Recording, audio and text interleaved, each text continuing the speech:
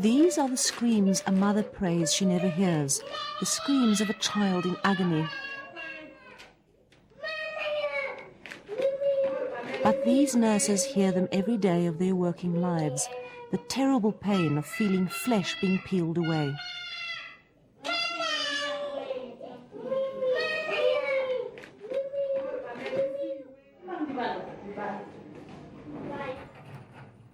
It's morning in a place many would rather not think about, a pediatric burns unit where disfigured and maimed babies are brought.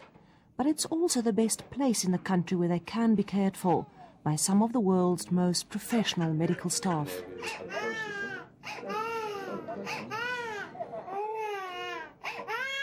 Here, everything possible is done to ease the children's pain. Most of the bends we are counting here is water bends. Water bends, a few cases of flame, and a few cases of electrical bends. And when they come, it's the way we're taking them, you know. Sorry, baby.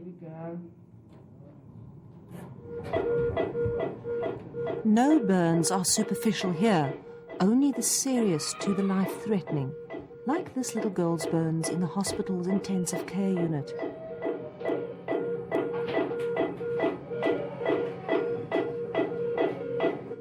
This little girl got burned accidentally, the history from home, accidentally with hot water. But you'll find that most of the time we don't get an accurate history on admission. Like, for instance, they said it's hot water, but then the extent and the depth of the burns here on the head, it doesn't indicate that it's hot water. It might be fire, but then because they don't want to tell us the correct story, they might say it's just hot water. Good boy. But this little girl is not the youngest patient here. The unit also cares for infants who've been badly burned. The ages of some indicated by a sad 0 years on their chart. You know, the reality of life is not only outside, you know. Sometimes you need to come and see what is going inside to find out that there are some problem here that maybe some people they don't see outside. Hardly a week goes by during South Africa's winter without news of yet another shack fire where yet more people died. These fires almost always go hand in hand with poverty. The thousands of people who live in shacks and cannot afford electricity are most vulnerable. In bitter cold, trying to keep warm with primus stoves or braziers can cost you your life or the lives of your loved ones, like your children. Jimmy Makie is unemployed and lives in this shack, amongst the have-nots of Alexandra outside Johannesburg.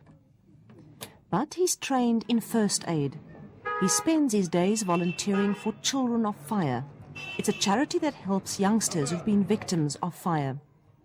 One of the things Children of Fire does is fire safety awareness at local schools. Jimmy is joined by his friends Thomas and Emmanuel. The streetwise trio are popular as actors in the township schools.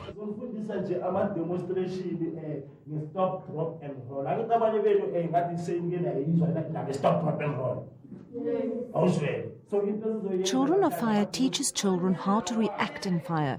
More importantly, they teach how not to react. Many children can prevent serious injury in a fire if they know how to escape from the area, avoid inhaling smoke, and don't panic. Even adults get it wrong, like throwing water on a burning person or hiding inside the burning room in a cupboard perhaps to escape the flames. The children are encouraged to take part, to show other children how to get out of the area.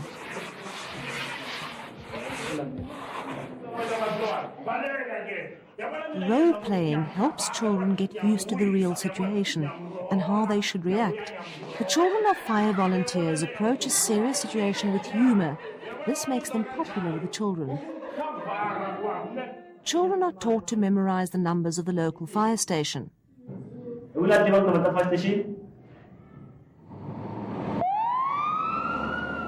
that it would help these children much. The Santon fire station serves Alexandra as well.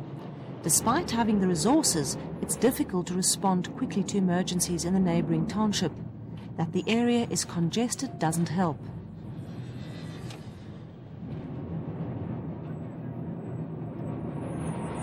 For one, the roads are too narrow for a truck to pass through. Secondly, street names are virtually non-existent, making locating the fire nearly impossible. By the time the truck gets to the scene, the damage may already have been done. Alexandra is home to nearly 400,000 people. It's a densely populated mixture of formal dwellings and shacks, all squashed on top of each other. In short, it's a firefighter's nightmare. The problem is that the shacks are so tightly built next to each other, it causes a lot of congestion.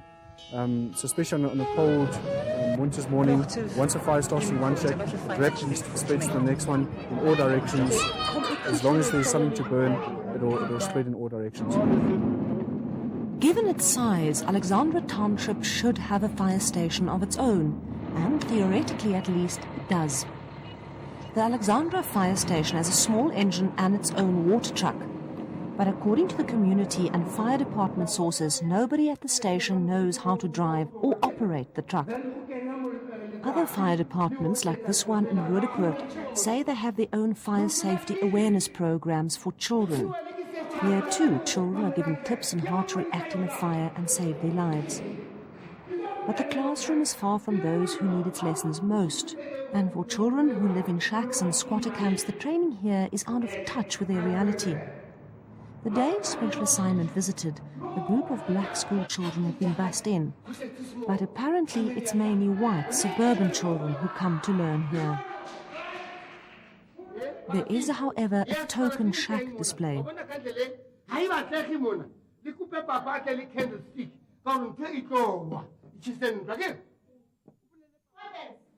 These displays may be set up, but they could have helped many children if they had known about them in time. Children like this one. Jeff Azita was burned and lost his mother in a shack fire when he was 9 years old. I wake up and I see the auto and I get at the back of the auto and my mother gets in. She wants to take me out on the house and the fire got out on him. Jeff's friends don't tease him about his looks, but he despairs that he will ever lead a normal life. Look, I don't think I'm gonna have a girlfriend and goodbye. Because they're gonna see me and say no.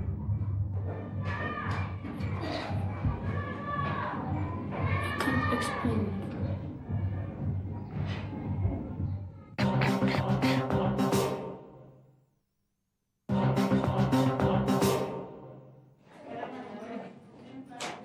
Twice a week, mothers are allowed to visit their children in the Baragwanath burn unit. A premium is placed on keeping germs out, so even a hug and a kiss must take place in strictly sterile conditions.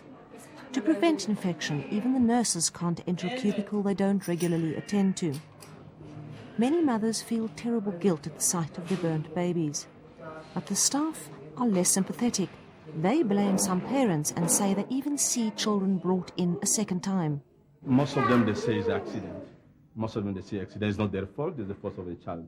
And it's really difficult to understand it, to see a small child to have a problem at home, you know. I think, this is our right to say that. For me, I think it's a careless attitude from the parents. Perhaps fearing prosecution for neglect, some parents lie about what really happened to their child.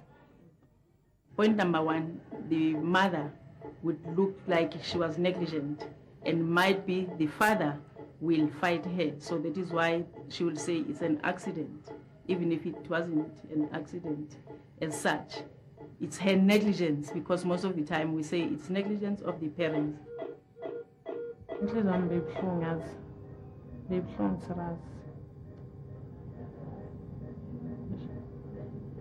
ngiyangafisa sengazi ukuthi at least kube kwenzakala ekhaya yabona. I mean enye into ekumele sigade leyo masingabazali amanzi, and since kusebusika kaso abanye abantu abanawo ugesi basebenzisa ama-prama stove, kumele babeke amanzi endaweni ezi-right for abantwana. A social worker is attached to the unit. If the medical staff suspect neglect or abuse, they can then refer the case. In some instances, police might get involved, but this rarely happens. I think education is one of the key.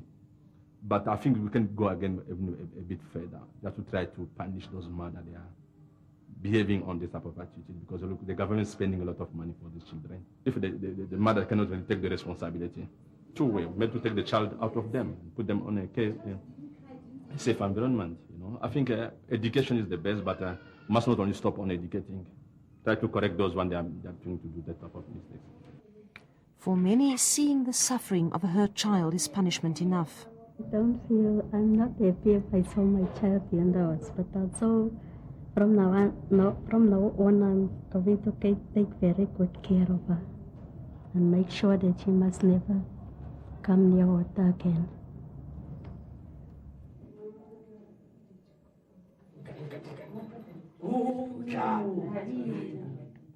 Children of Fire often steps in to fill the gaps when mothers leave. Leratong Hospital in Krugersdorp is one place the charity brings some cheer to young victims and offers support where needed. We usually speak with parents there where we can advise them about Children of Fire. If they might need a help, then Children of Fire is there to meet with professional doctors like plastic surgeons that they must give these children help. One of those being helped by Children of Fire is Linda Chabalala. She was disfigured in a fire when she was still a toddler.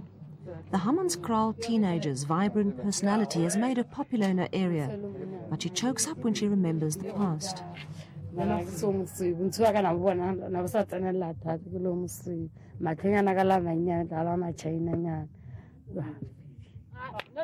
The Children of Fire volunteers are not only Linda's advisors and helpers, they've also become her friends.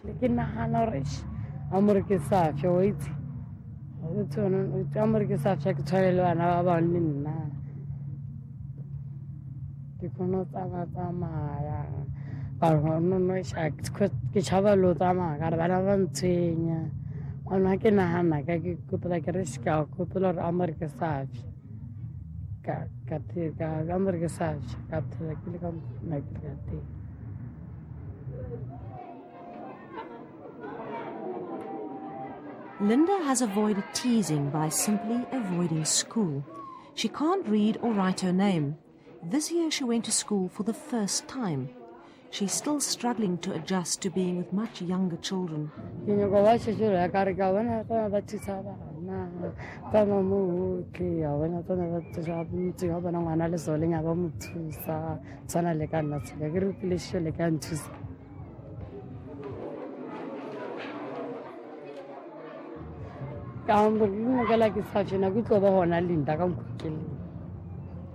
Linda's disfigurement could have been prevented if she'd had proper medical treatment after her accident.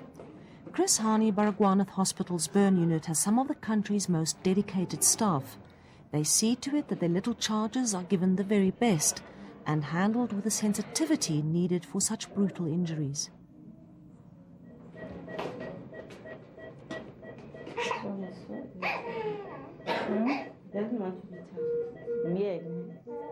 Unlike in other hospitals, the children here never leave the unit during their treatment. Doctors and specialists come here to attend to them.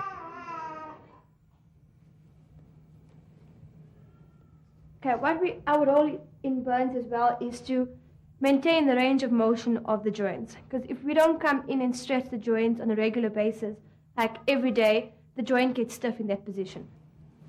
And to the side, hey, to the side. Good boy.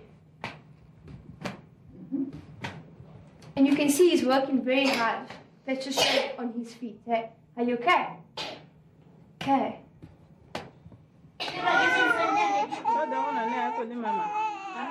But most noticeable are the kind words, the soft touches, and the love of the nurses in the unit.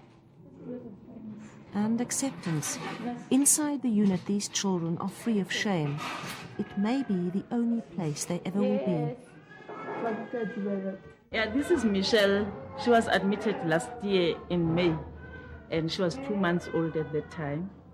And she got burnt with the mother. The mother got severe burns, and she was admitted in one of the surgical wards, 75% burns, and she died. So Michelle is left with the father, and the father keeps on coming to visit her and also the other family. So they like her very much. So at the present moment, she's under the plastic surgeons. They are reconstructing her face and the head. So as you can see here, there is no bone because the bone was bent. Yeah. Baby Michelle will undergo regular treatment to her face until the doctors are satisfied. This is done in stages and can take years. She may even get to the age of 21 and still be getting treatment. Years more before she may even want to look in the mirror. There's hope for people who've been burnt. The public health system has facilities where patients who've been hurt in trauma can be helped.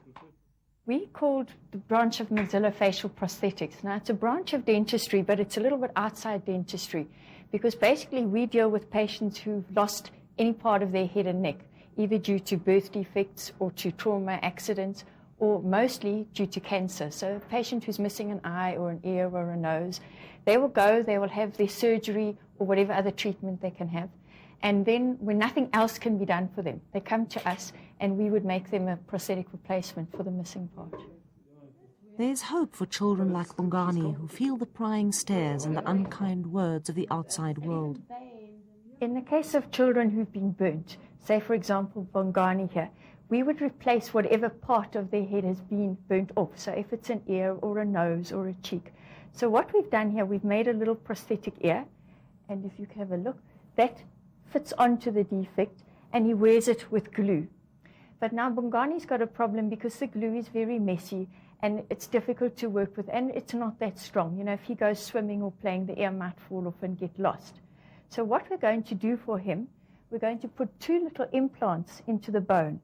These are like metal screws that screw into the bone, and then I can make an ear that clips onto it really nice and tightly. And the other advantage is he wears glasses. He needs glasses to read with. So without an ear, there's nothing for his glasses to balance on. The minute we've got that ear secured in position, his glasses can clip around it, and he'll then have an ear as well as be able to read. It can be a completely life-changing experience for the patient, because otherwise they just tend to not go out. It has a fantastic effect on the patient psychologically. None of the children of fire volunteers are paid, except in kind. This local business has given the volunteers a free lunch, a break from their heavy schedules of helping those too scared to go out in public.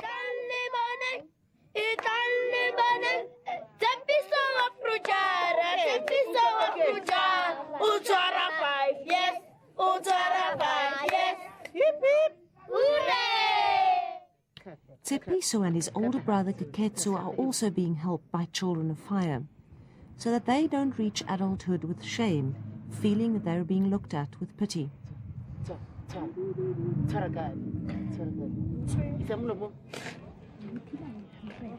Bana ba ka ba kry di doctor and then ba boela le lor a ba boele sking o tsona le sfatlego gore inne bana ba ba khonong gore le bana ba tsama mo tseleng ba ska ba tshaba a golo se se nkutlisa motlhoko re batho ba bolela hangata ba bolela gore ngwanaka ke motho yo e leng gore ke spoko ba mitsa ka spoko ba mmotsa ka sefatlego sa dipetkuku ka ge ba mo ntshitse le mo kuranteng and go tlhoka le gore maybe mo ba thola thuso mo teng ka ge ne ke tlhalosa.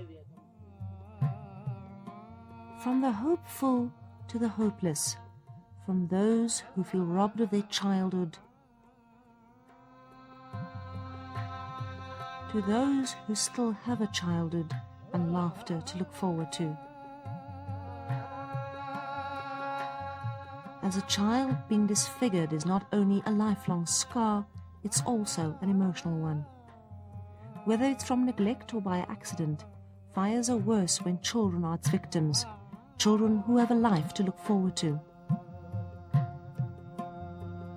Since special assignment was at the burn unit, the staff have seen many more accidents. A week ago, a 9-year-old died of his burns. His mother had left him and his 2 siblings alone in the shack overnight. The police are now investigating. And for those who will not let the way they look get them down, life goes on. At least they, the burn unit doctors would say, have a life left.